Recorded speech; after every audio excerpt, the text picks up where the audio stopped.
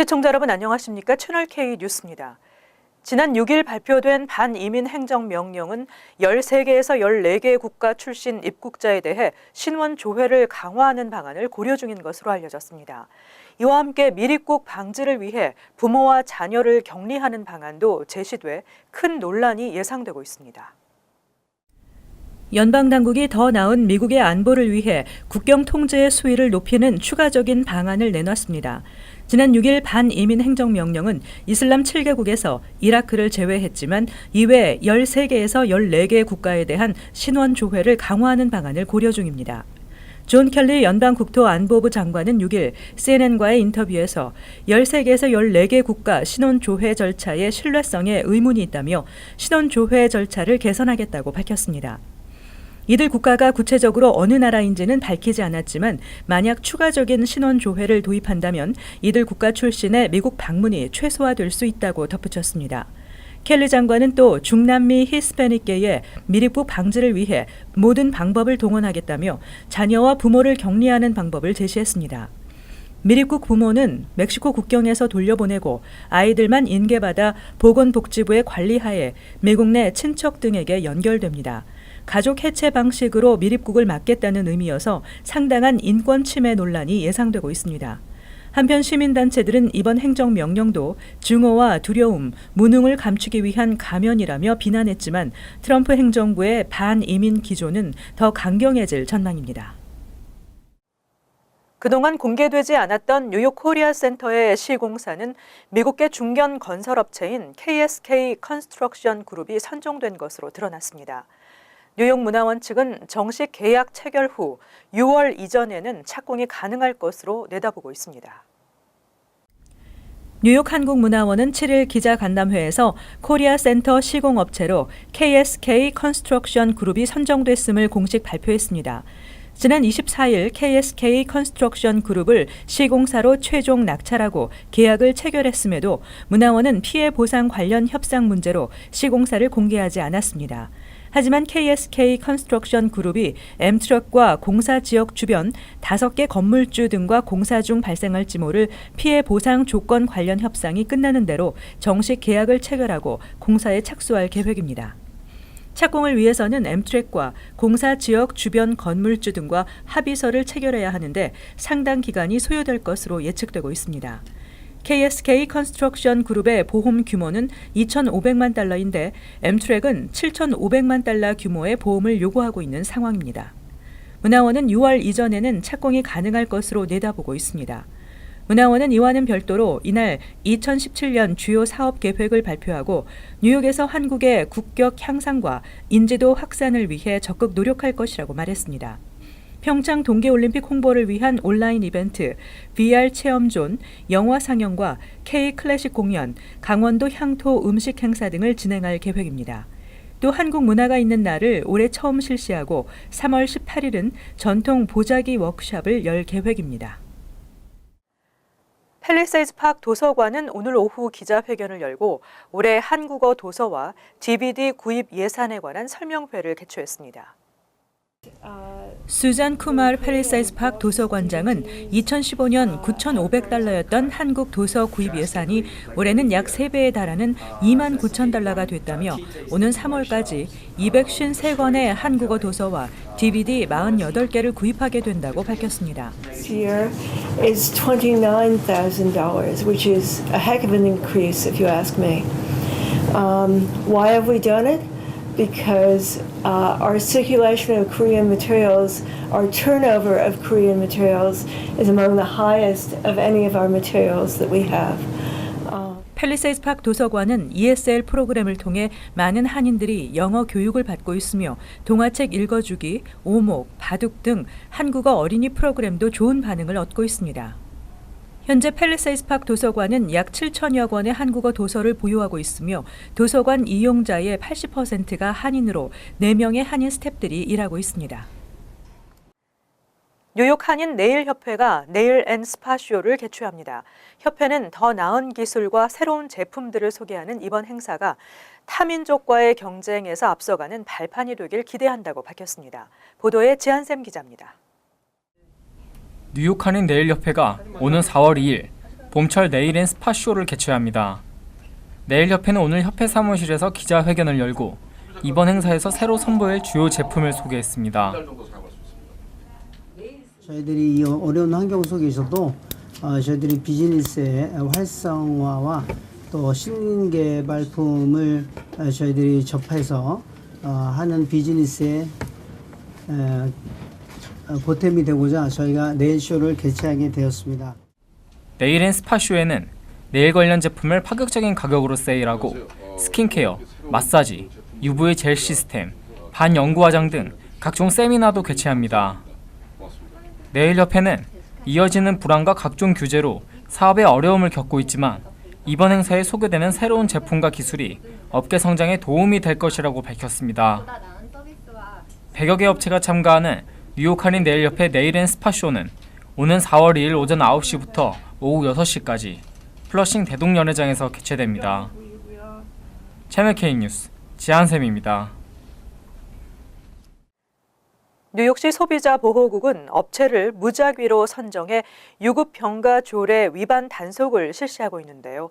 지난해 유급병가 위반으로 부과된 벌금과 미지급 급여 추징금이 급증한 것으로 나타났습니다. 지난해 뉴욕시 유급병가 의무화 조례를 위반한 업체가 급증하면서 이들 업체에 부과된 벌금은 총 95만 3,010달러로 나타났습니다. 시행 첫 해인 2014년부터 1년 8개월 동안 부과된 벌금 53만 7,451달러에 2배에 육박한 것으로 중앙일보가 뉴욕시 소비자보호국 자료를 입수해 분석했습니다. 소비자보호국은 5,855명에게 총 191만 4,975달러의 급여를 받아 돌려주었으며 이 역시 2014-2015년에 83만 9,036달러에 비해 배 이상 많았습니다. 지난해 소비자보호국에 접수된 내용 중에는 병가 시 급여를 주지 않은 경우가 가장 많은 것으로 나타났습니다. 다음은 유급병가 제도가 있다는 사실을 알려주지 않았거나 유급병가 사용 직원에게 불이익을 주고 병가 사용 자체를 허용하지 않는 경우도 있었습니다. 로렐리 살라스 소비자보호국장은 6일 시의회 청문회에 참석해 종업원의 신고에 따른 단속과 함께 사업체를 무작위로 선정해 조사를 하고 있다고 밝혔습니다.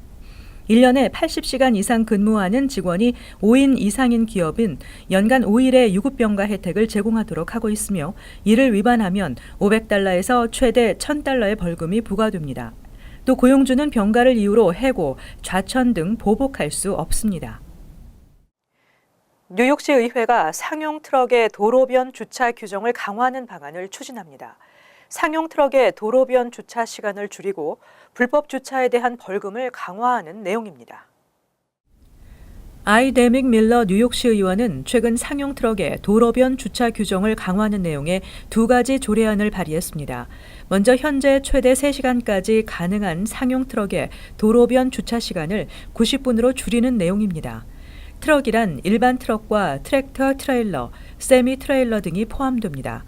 두 번째 조례안은 거주 지역에 불법 주차한 상용 트럭에 대한 벌금을 강화하는 내용으로 현재 벌금에서 최대 8배까지 인상할 수 있도록 했습니다. 현행 규정에 따르면 상용 트럭은 오후 9시에서 오전 5시까지 주민들의 주차 공간 확보를 위해 거주 지역 내 도로변 주차를 할 수 없습니다. 거주지에서는 2010년부터 상용 트럭뿐 아니라 트랙터, 트레일러 등에 대해 야간 주차가 모두 금지된 바 있습니다. 새 조례안은 첫 규정 위반 때 벌금 $50에서 $250를, 다음은 최대 $400까지 대폭 상향 조정했습니다. 이번 조례안은 현재 뉴욕시 의회 산하 교통분과위원회에 계류 중입니다. 한편 JFK 공항 근처에는 수주에서 수개월까지 주차돼 움직이지 않는 차량들 때문에 주민들의 불만이 이어지고 있습니다. 교사 지원자들의 시험 합격 기준이 한층 완화된 개정안이 나왔습니다. 또 읽기, 쓰기 능력 시험을 아예 폐지하는 방안도 추진되고 있는데 한편에서는 교육의 질을 떨어뜨린다는 비판이 제기되고 있습니다. 뉴욕주 리전트위원회가 현재의 시험 제도를 보완하면서도 한층 완화된 교사 임용시험 개정안을 발표했습니다. 현행 시험 제도는 흑인과 히스패닉 등 소수 인종 지원자들의 시험 합격률을 현저히 떨어뜨릴 수 있다는 지적에 따른 것입니다. 이에 따라 개정안은 교사 지원자들의 시험 합격 기준을 완화시켰으며 읽기, 쓰기 능력 시험은 아예 폐지하는 방안을 추진하고 있습니다. 지원자들의 교습 능력 평가에 대해서도 합격 점수에 못 미친다 하더라도 추천서 등 다른 요인에서 좋은 평가를 받은 경우 교원 자격증을 발급하도록 했습니다. 실제 2013-2014 회계년도 교사 임용 시험 인종별 합격률은 백인이 75%, 흑인 48%, 히스패닉은 56%로 나타났습니다.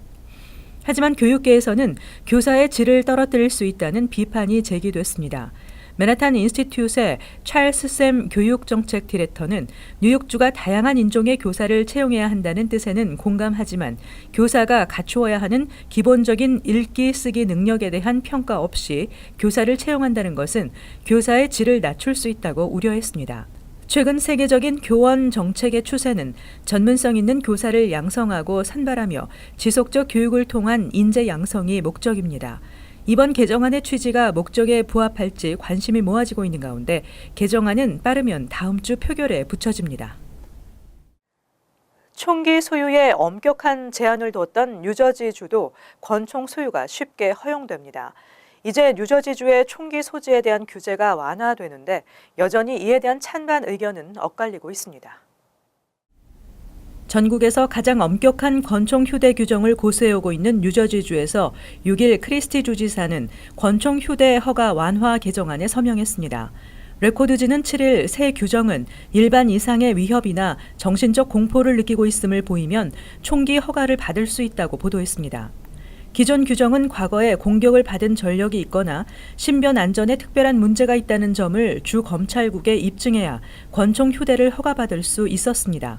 개정안은 지난해 5월 60일간의 공청회를 거쳐 승인된 것입니다. 스콧 바흐 뉴저지 총기협회 사무총장은 총으로만 자신을 지킬 수밖에 없는 비상 상황이 발생할 경우를 대비해야 한다며 모든 시민들은 자기 자신을 보호할 권리가 있다고 밝혔습니다. 개정안에 찬성하는 사람들은 뉴저지주가 총기 소지의 권리를 위해 의미 있는 한 걸음을 내딛었다고 강조하지만 사냥용이 아닌 권총 소지가 쉬워짐에 우려하는 의견도 많습니다. 이로써 45년 이상 총기 소유에 대해 엄격한 제한을 두었던 뉴저지도 권총 소유가 쉽게 허용됐습니다. 비무장은 무책임한 것이라며 총기 소지권을 헌법에까지 명시한 미국의 전통이 21세기에도 유효한지에 대해서는 찬반이 여전히 갈리고 있습니다. 한편 이에 반대하는 민주당 의원들은 법적 소송 의사를 밝혔습니다. 온라인 판매 기업 연합체가 앤드루 쿠오모 뉴욕 주지사의 온라인 판매세 추진에 강력 반발하고 나섰습니다. 뉴욕주는 이 같은 판매세 부과로 앞으로 2년 동안 약 2억 달러의 세금 수입을 기대하고 있습니다. 뉴욕주가 아마존과 이베이 등 인터넷 업체의 온라인 판매세를 추진하자 온라인 판매기업 연맹이 거세게 반발하고 있습니다. 전국 20여 개 주에서는 현재 일부 온라인 소매업체의 거래 시 판매세를 부과하고 있습니다. 다만 아마존과 이베이 같은 플랫폼을 통해 제3자인 셀러가 판매하는 거래에 판매세를 징수하는 곳은 없습니다. 7일 데일리뉴스 보도에 따르면 온라인 판매 기업 연합체는 쿠오모 주지사의 계획을 저지하기 위해 본격적인 캠페인에 나설 계획입니다. 뉴욕 주민들의 온라인 판매 기업을 통한 물건 구입은 연간 1억 달러에 달하는 것으로 알려졌습니다. 쿠오모 주지사는 전국에서 최초로 이들 기업에게 판매세를 부과하겠다는 계획입니다. 뉴욕 주정부는 앞으로 2년 동안 약 2억 달러의 세금 수입 증대 효과가 있을 것으로 추산하고 있습니다. 온라인 판매 기업 연합은 온라인 판매세는 소비자들에게 부담을 줄 뿐 아니라 온라인 판매 기업의 성장을 저해하는 요인이 될 것이라며 최근 여론조사에서도 뉴욕 주민의 69%가 온라인 판매세 도입에 반대하고 있다고 주장했습니다. 한편 뉴욕주는 2008년 물리적 시설, 즉 넥서스가 없어도 판매 대리인이 단 한 명이라도 있다면 온라인 인터넷 업체에 판매세를 요구할 수 있는 아마존법을 제정했습니다.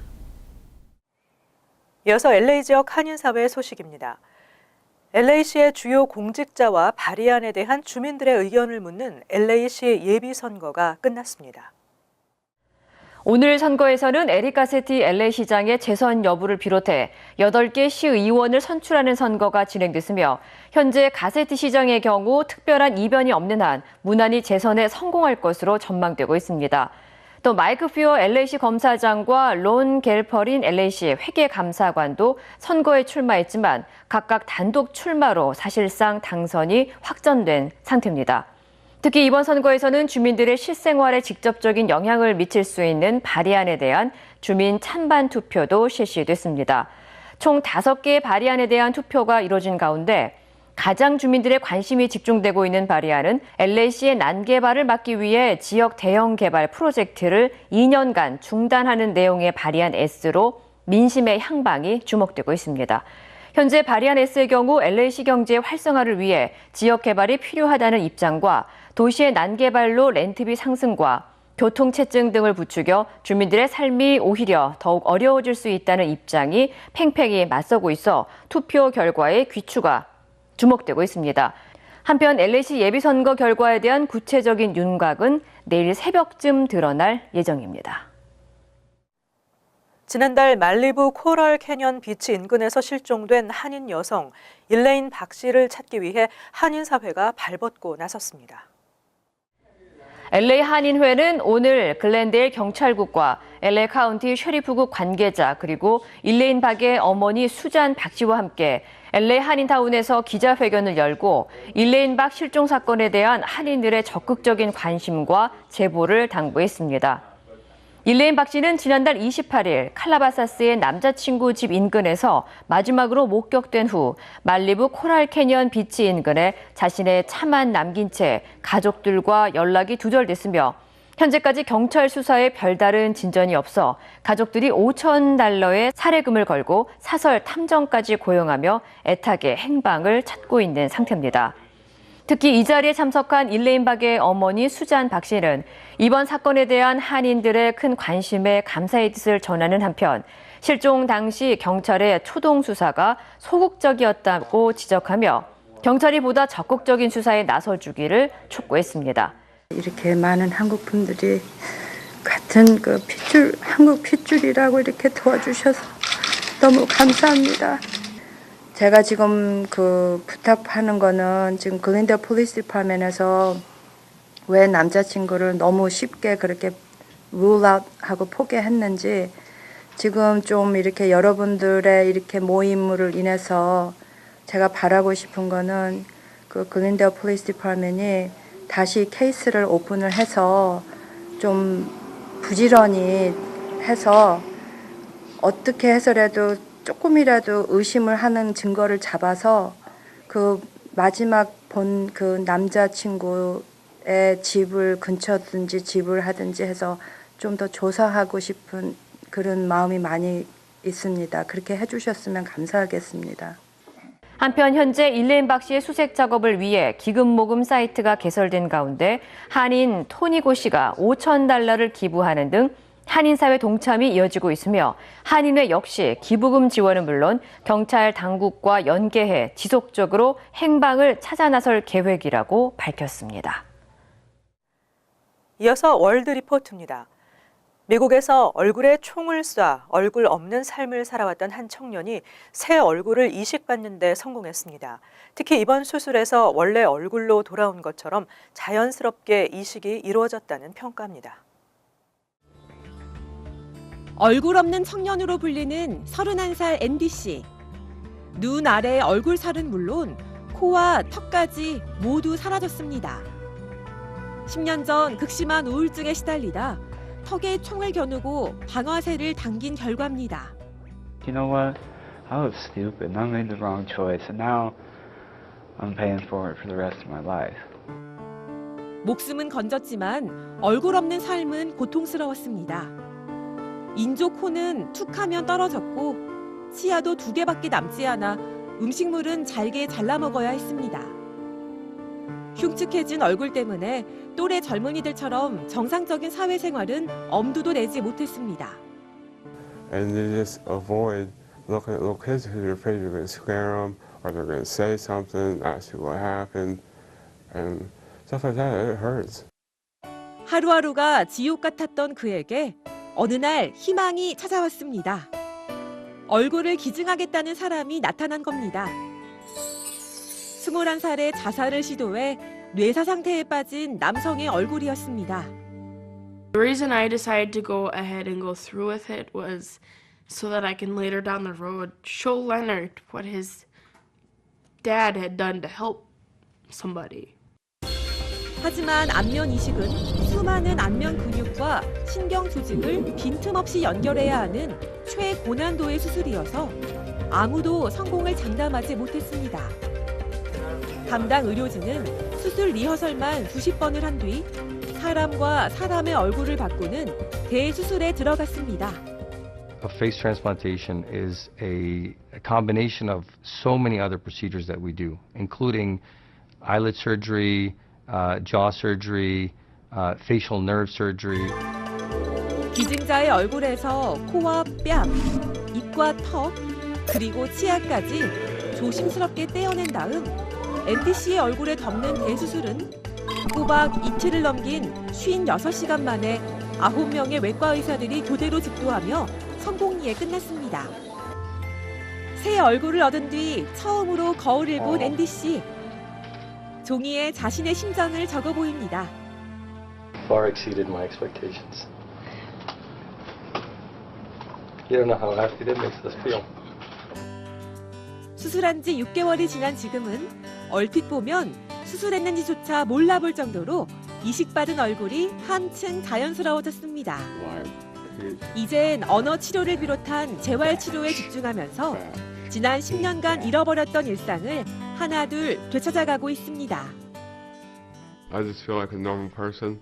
Nobody asks any questions. Nobody stares. Now with this transplant, I just feel more comfortable, more confident in doing these things. 이식한 얼굴의 거부 반응을 없애기 위해 평생 약을 먹어야 하고 아직도 거울을 보면 낯설 때도 있지만 그의 얼굴에도 조금씩 희망의 미소가 번지고 있습니다. 이어서 간추린 소식입니다. 뉴욕시 보건국이 건강하게 나이 드는 법이라는 주제의 시니어 건강 가이드를 소개했습니다. 가이드는 한국어, 중국어, 이탈리아어 등 총 13개 언어로 만들어졌으며 건강 유지 방법 외에도 의약품 관리, 꾸준한 사회활동, 노인 복지와 지원 프로그램 등에 대해서도 자세히 설명했습니다. 뉴욕시 보건국 웹사이트에서 다운로드해 볼 수 있습니다. 1년 연기된 뉴욕시 비닐 종이 봉지 유료화 정책이 재추진되고 있습니다. 미카 켈너 전 뉴욕주 하원 의원은 7일 위원회를 구성하고 기금 모금 활동을 시작했다고 밝혔습니다.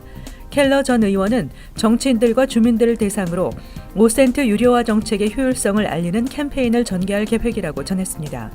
또 유료화 정책은 연간 90억 달러의 비닐봉지 사용을 줄일 수 있고 환경보호에 큰 도움이 될 것이라고 말했습니다.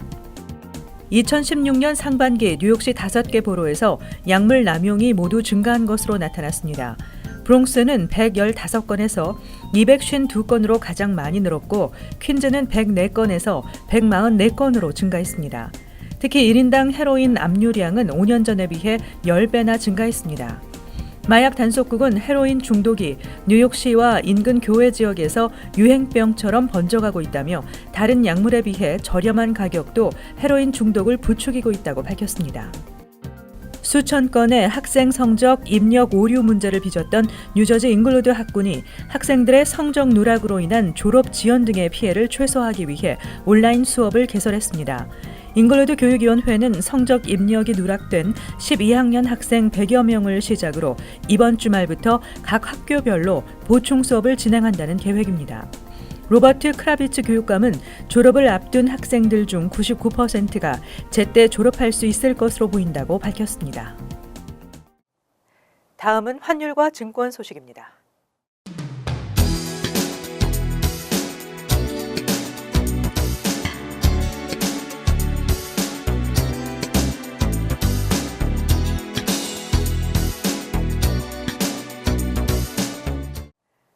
끝으로 날씨 전해드립니다.